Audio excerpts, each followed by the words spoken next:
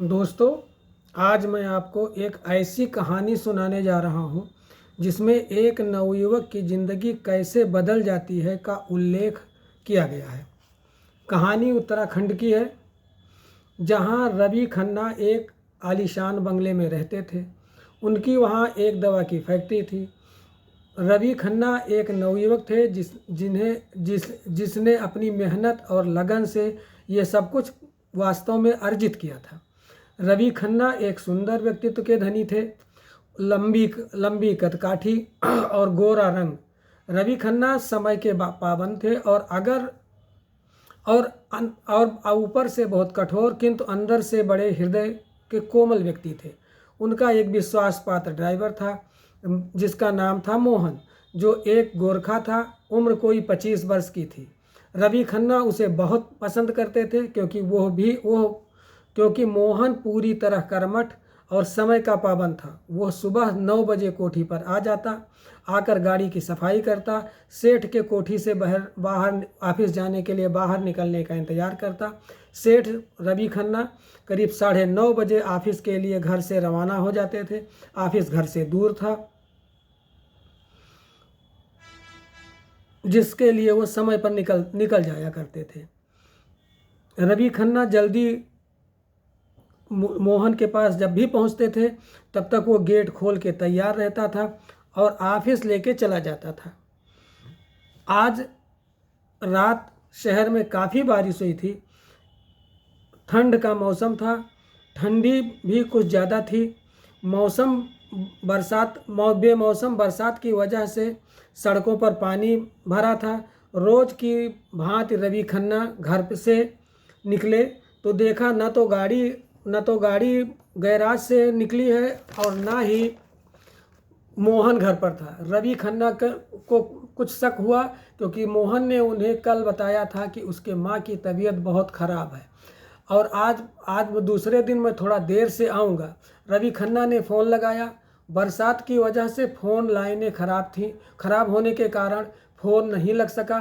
खन्ना देर होने के कारण झुंझलाहट उनके चेहरे से साफ दिखाई दे रही थी। अपना काला चश्मा जो अक्सर लगाया करते थे, उसे उतार कर उन्होंने साफ किया और खुद ही गाड़ी ड्राइव करने का निर्णय ले लिया। गाड़ी पोर्च से निकाल के अभी कुछ ही दूर चले थे कि सड़क पर एक गड्ढे में उनका पहिया फंस गया और गाड़ी रुक गई। झुंझलाहट में बार बार मोहन को फ़ोन लगाया तो पता चला कि माँ बहुत बीमार थी। वो उन्हें हॉस्पिटल में रात को ही भर्ती कराया था। रवि की झुंझलाहट काफूर हो चुकी थी, परंतु परेशानी चेहरे पर साफ दिखाई दे रही थी। कुछ देर गाड़ी में बैठने के बाद किसी तरह से रवि खन्ना बाहर निकले और किंतु तब तक फिर बरसात होने लगी। तभी उनके गाड़ी के बगल से एक 25-26 साल का नवयुवक अभिनव निकला, जिसके चाल ढाल से उसके व्यक्तित्व का बोध हो रहा था, परंतु कपड़े उसके गरीबी को साफ बयां कर रहे थे। डरते डरते उसने रवि खन्ना के व्यक्तित्व को देखते हुए पूछा, क्या सर, मैं आपकी कोई मदद कर सकता हूँ?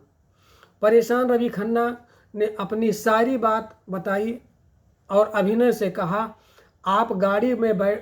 तब अभिनव ने कहा कि आप गाड़ी में बैठ जाइए, मैं कुछ करता हूँ। उसने गाड़ी की डिक्की से सेठ से चाबी लेकर के कुछ औजार निकाले और गाड़ी के बोनट को खोल कर देखा।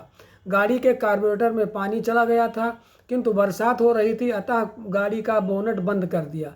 और जैसे ही बरसात रुकी, अभिनव ने सड़क पर भरे पानी की परवाह न करते हुए बोनट खोला और कार्बोरेटर साफ करने लगा। उसका शरीर पानी से भीगा था और अब सड़क के गंदे पानी से उसका पैंट भी खराब हो चुका था। इंजन साफ करने के लिए कपड़ा न होने के कारण उसने झट से बुशर्ट की बाँह फाड़ी, जो पहले से ही फटी हुई थी, और इंजन साफ कर रवि खन्ना से बोला, गाड़ी स्टार्ट करें। रवि खन्ना वैसे तो ऑर्डर दिया करता था, परंतु आज परिस्थिति में उसे अभिनव का ऑर्डर मानने को मजबूर कर दिया था। गाड़ी स्टार्ट हो गई। रवि खन्ना ने अभिनव से पूछा, कितना पैसा दे दें? अभिनव ने कहा, सर, मदद आपने मांगी तो नहीं थी, मैं पैसा नहीं लूँगा, मदद मैंने ऑफ़र की थी, इसलिए और भी कोई औचित्य नहीं बनता कि मैं पैसा आपसे ले लूँ। रवि के जिद करने पर भी अभिनव ने मजदूरी नहीं ली। अंत में हार कर रवि ने गाड़ी आगे बढ़ाई और जाते जाते अपना कार्ड देते हुए कहा, कभी ज़रूरत हो तो याद करना। रवि खन्ना ऑफिस में गए और अपनी दिनचर्या में व्यस्त हो गए। इधर अभिनव भी सब भूल गया, स्वयं समय पंख लगा के भी भाग रहा था। एक दिन जब अभिनव सड़क पर अपनी धुन में चला जा रहा था, तभी एक चमचमाती गाड़ी उसके बगल में रुकी। अभिनव घबरा के किनारे हटा, कार का दरवाज़ा खोला गया। सामने रवि खन्ना खड़े थे और पूछा, आज मैं आपकी मदद के लिए आपसे पूछ रहा हूँ, बोलो हमसे क्या मदद लोगे। अभिनव ने पहले तो ना में सिर हिला दिया, बाद में रवि खन्ना के दबाव डालने पर उसने कहा, सर हम बहुत ज़्यादा पढ़े लिखे तो नहीं हैं, किंतु आप जो देना चाहें वो कर सकते हैं। अभिनव के शब्द को पूछ करके रवि खन्ना ने पूछा कि आप कितने पढ़े लिखे हो। उसने कहा, सर मैंने एमटेक किया है मैकेनिकल इंजीनियरिंग में और केमिस्ट हूँ। रवि बोला, नौकरी क्यों नहीं कर लेते जब इतने टैलेंटेड हो। अभिनव बोला, गरीबों के लिए यह दूर की कौड़ी है सर। रवि ने पूछा, क्या नौकरी करोगे। अभिनव ने कहा, भूख बड़ी चीज़ होती है साहब, इसे मिटाने के लिए कुछ तो करूँगा ही।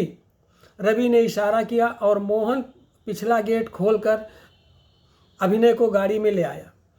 जब गाड़ी में जैसे ही अभिनव बैठा, गाड़ी स्टार्ट हो गई और गाड़ी अभिनव को एक बाज़ार में ले गई, जहां उसे नए सूट, नए जूते और फिर सैलून में ले जाकर के उसकी कटिंग कराई गई।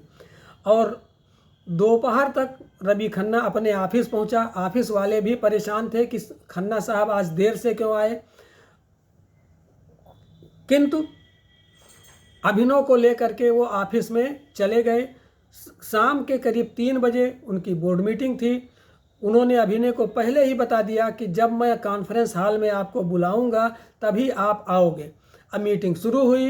रवि खन्ना ने कहा कि आज मैं आप लोगों को एक ऐसे व्यक्ति से मिलवाने जा रहा हूं जो बरसों से खाली चीफ केमिस्ट के पद को भर देगा और वह इंजीनियर भी है। हाल में कानाफूसी होने लगी। फिर उन्होंने एक कड़कदार आवाज़ में कहा, चुप। सभी लोग शांत हो गए और उन्होंने फिर अपने नौकर मोहन को बुलाया और कहा, रवि को यहाँ लेके आओ। हाल में सन्नाटा छा गया। उन्होंने अभिनव की चीफ केमिस्ट के रूप में कॉन्फ्रेंस में बुलवाया। अभिनव हाल में हाजिर हुआ तो खुद नहीं विश्वास कर रहा था कि कल का सड़क छाप अभिनव आज का चीफ केमिस्ट है, खन्ना फार्मास्यूटिकल्स का। फिर अभिनव को बोर्ड के सभी सदस्यों से परिचित कराया गया और अंत में अभिनव को बोलने का मौका मिला। अभिनव ने माइक पर अपनी बीती सुनाई और तभी हाल में सबके आंखों से आंसू गिरने लगे, क्योंकि इतनी दुखद परिस्थितियों से चलता हुआ व्यक्ति इस स्तर तक कैसे पहुंच गया। मीटिंग खत्म करने तक सभी के आंखों में आंसू थे, सभी रो रहे थे और वह अपनी दर्द भरी कहानी बयां कर रहा था। अब रवि खन्ना ने पूछा कि सर क्या आप इस नौकरी को स्वीकार करते हैं। अभिनव ने रोते हुए कहा, सर आपकी दया के लिए हम सभी हम हमेशा आपका आभारी रहेंगे। और एक चीज़ मैं आप लोगों से ज़रूर कहूँगा कि कृपा करके आज से इस तरह की चीज़ों पे कभी भी किसी गरीब को इस तरह छोटा ना कीजिएगा। अगर यह वरदान हमें आप दे सकते हैं तो मैं आपकी नौकरी स्वीकार करता हूँ। रवि खन्ना ने कृतज्ञता ज्ञापन करते हुए मीटिंग को ख़त्म कर दिया। अभिनव अब केमिस्ट था, किंतु वह आज भी लोगों की मदद के लिए सदैव तत्पर रहता था। दोस्तों, यह कहानी काल्पनिक है, फिर भी अगर यह कहानी आपको निस्वार्थ मदद करने के लिए प्रेरित करती है तो समझिएगा कि मेरा प्रयास धन्य हो गया। और मैं आप लोगों से फिर अनुरोध करूंगा कि अगर इस तरह की इससे आपको किसी एक व्यक्ति को प्रेरणा मिलती है तो मैं अपने प्रयास को श्रेष्ठ मानूंगा। इन्हीं शब्दों के साथ धन्यवाद सर, नमस्कार।